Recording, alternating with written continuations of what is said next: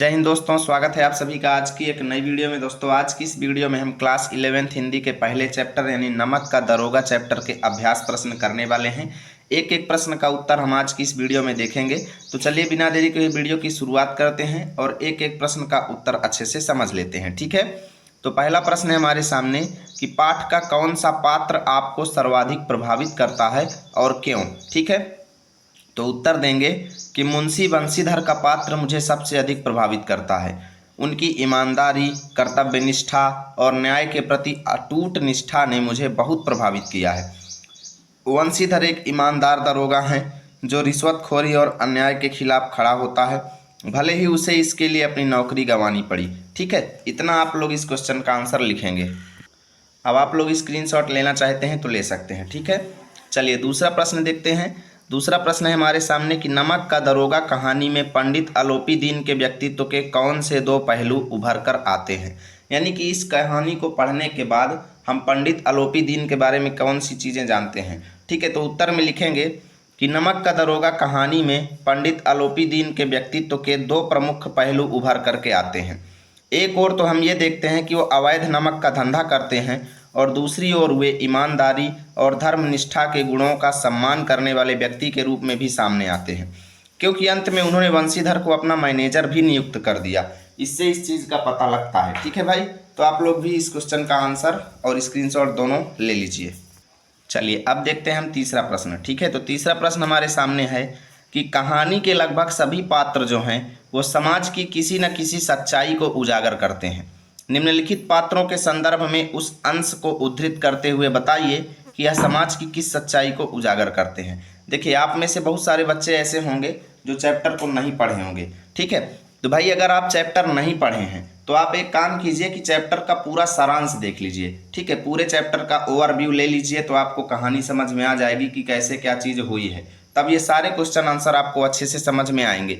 और अगर आप ओवरव्यू भी नहीं लेंगे भाई तो फिर ये क्वेश्चंस आपको समझ में नहीं आएंगे। इसलिए आप लोग पूरे चैप्टर का एक छोटा सा वीडियो सारांश जो बहुत सारे लोग अपलोड किए हैं आप उसको देख सकते हैं। ठीक है, पूरी कहानी को समझ सकते हैं। तो पहला क्वेश्चन है कि हमें ये बताना है कि वृद्ध मुंशी जो है किस सच्चाई को उजागर करते हैं और किस लाइन में ये बात लिखी गई है। हमें चैप्टर की वो लाइन के बारे में भी यहाँ पर बताना है, क्योंकि लिखा हुआ है कि उस अंश को उद्धृत करते हुए बताइए कि यह समाज की किस सच्चाई को उजागर करते हैं। तो वृद्ध मुंशी जी के बारे में लिखेंगे कि वृद्ध मुंशी अपने पुत्र को समझाते हुए कहता है कि मासिक वेतन तो पूर्णमासी का चांद है जो एक दिन दिखाई देता है और घटते घटते लुप्त हो जाता है। ऊपरी आय जो है वो बहता हुआ स्रोत है जिससे सदैव प्यास बुझती है। यानी यहाँ पर मुंशी जी के माध्यम से, ठीक है, मुंशी के माध्यम से प्रेमचंद जी ने समाज में फैले भ्रष्टाचार को उजागर किया है।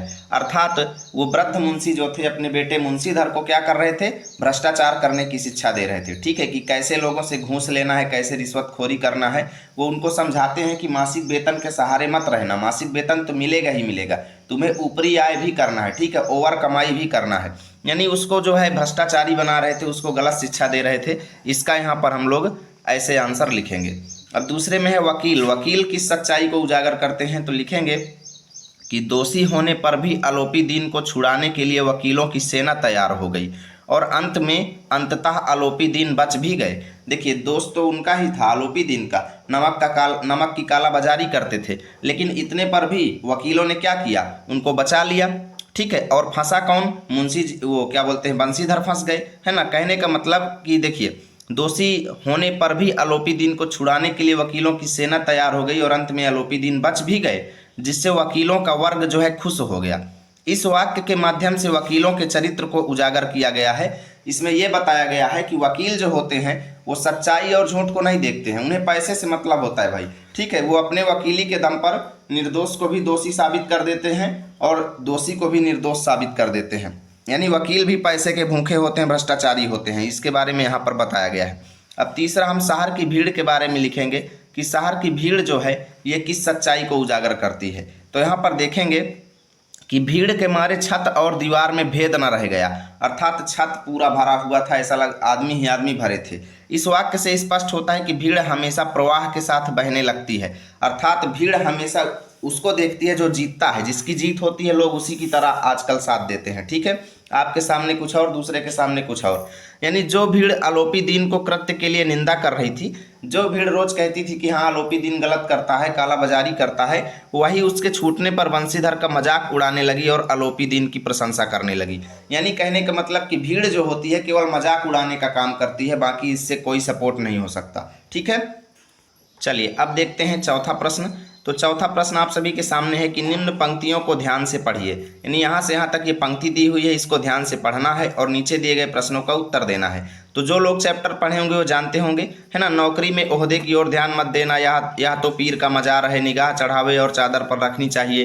ये बात किसने बोला था? ये वंशीधर के पिता यानी वृद्ध मुंशी ने बोला था। तो जो लोग चैप्टर पढ़े होंगे वो जानते होंगे। हालांकि मैं इसके सारे क्वेश्चन करवाए दे रहा हूँ, टेंशन आप मत लीजिए। पहला प्रश्न है कि यह किसकी उक्ति है, तो लिखेंगे यह वंशीधर के पिता वृद्ध मुंशी जी की उक्ति है। ठीक है। दूसरा प्रश्न है कि मासिक वेतन को पूर्णमासी का चांद क्यों कहा गया है। यहाँ पे देखिए लिखा गया है ना कि मासिक वेतन तो पूर्णमासी का चांद है जो एक दिन दिखाई देता है और घटते घटते लुप्त हो जाता है।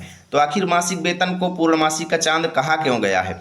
तो उत्तर में लिखेंगे कि जिस प्रकार पूरे महीने में चंद्रमा पूर्णमासी को ही पूरा दिखाई देता है, चंद्रमा जो है पूर्णमासी के दिन पूरा दिखाई देता है, उसी प्रकार वेतन भी महीने में एक बार पूरा मिलता है। और जैसे चंद्रमा घटता रहता है और एक दिन पूरा दिखाई नहीं देता, उसी प्रकार वेतन भी धीरे धीरे जरूरतों को पूरा करते करते घटता जाता है और अंततः वेतन भी खत्म हो जाता है। इसलिए मासिक वेतन को पूर्णमासी का चांद कहा गया है। इतना आप लोग लिखेंगे। ठीक है भाई। अब यहाँ पे गा नंबर क्वेश्चन है कि क्या आप एक पिता के इस वक्तव्य से सहमत हैं। यानी इसमें ध्यान से देखिए, इस पैसेज में जनरली है क्या। इस पैसेज में वृद्ध मुंशी जी जो हैं अपने बेटे को ऐसा समझा रहे थे कि भाई देखो ओहदे की ओर ज़्यादा ध्यान मत देना, है ना, तुम ऊपरी कमाई की ओर ज़्यादा ध्यान देना। यानी कि अपने बेटे को गलत शिक्षा दे रहे थे। तो सवाल हमसे ये पूछ रहा है कि क्या एक पिता के द्वारा इस प्रकार कहने से आप सहमत हैं। तो भाई एकदम गलत है ना। तो यहाँ पे लिखेंगे, उत्तर में लिखेंगे कि माता पिता का कर्तव्य बच्चों में अच्छे गुण विकसित करना है, उन्हें सत्य, कर्तव्यनिष्ठ, धर्मनिष्ठ, भ्रष्टाचार से दूर और ईमानदार बनाना चाहिए। ठीक है, ईमानदार बनाना चाहिए। आगे लिखेंगे एक पिता को अपने बेटे को रिश्वत लेने की सलाह देना सर्वथा अनुचित है, एकदम गलत है, हम इस वक्तव्य से सहमत नहीं हैं। इतना आप लोग लिखेंगे। ठीक है।